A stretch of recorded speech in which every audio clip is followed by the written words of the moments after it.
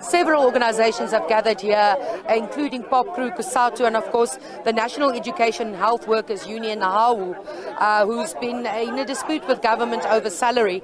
But to speak to us a bit more about their issues and why they are here protesting today, we have the president of the Nehawu, Michael Shingange. Mr. Shingange, thank you so very much for joining us. Why are you protesting today ahead of the budget? We are protesting ahead of the budget because today it's about the plight of the public service in general. It's about the plight of the community that receives the service delivered from our public servants. Because it is through the treasury over the years that the collective bargaining has been attacked and been eroded. It is through the budget that the expenditure on health, on education, something that our people relies on, have been cut.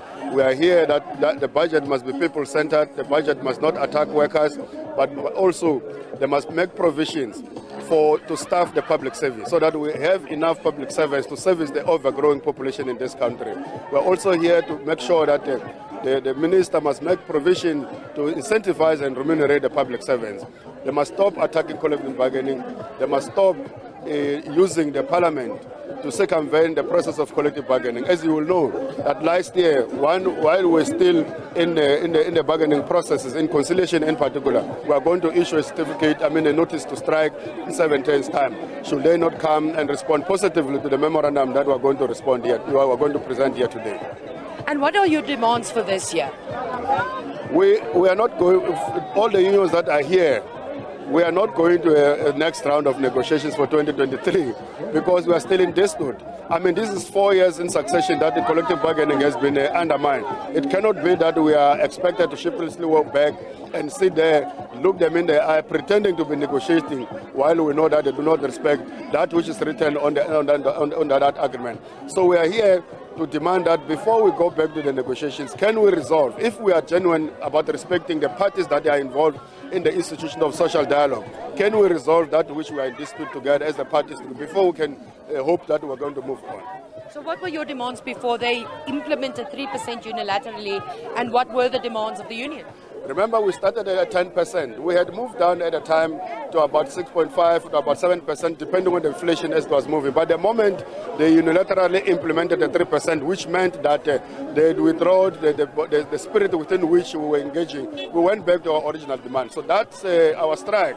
Is forcing the employer to come closer to our demands. It's still 10%, so probably we are 7% apart with the employer, given what they've implemented last year.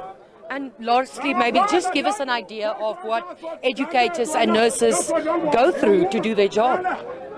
Sorry?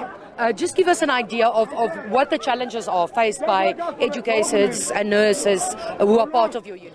I'm sure you see the queues, the long queues in all hospitals in the country. That queue is not because the workers that are there are very lazy or are not committed to do their job. It's because one nurse is working for over 4 nurses alone. They don't have time to go even tea time. It is because, in particular, they have to leave the hospitals, they have to leave the home affairs, they have to leave the schools and go to their nearest shopping center in order to find the toilets, because the toilets that is not working where they work. Both for the public that will come for the service, but also for the staff itself. The nurse will look into the eyes a patient, but unable to help him or her because the things that they need in order to service our people are not there. That is why we have got this public service delivery campaign that says strengthen the public service, resource it, make sure that you refurbish the infrastructure. It must be fit for purpose, for a developmental state that we're looking for. It must be fit for purpose to deliver quality service to our people.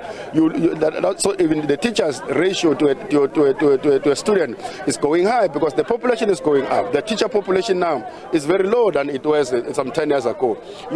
A doctor by 11 o'clock now as I speak will have seen 23 patients, while supposed to see 21 or 15 per day.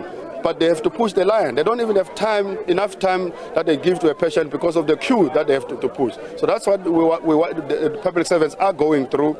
They are risking their life, they are risking the life of the communities, but themselves are not being taken care, they are not being cared for by their employer.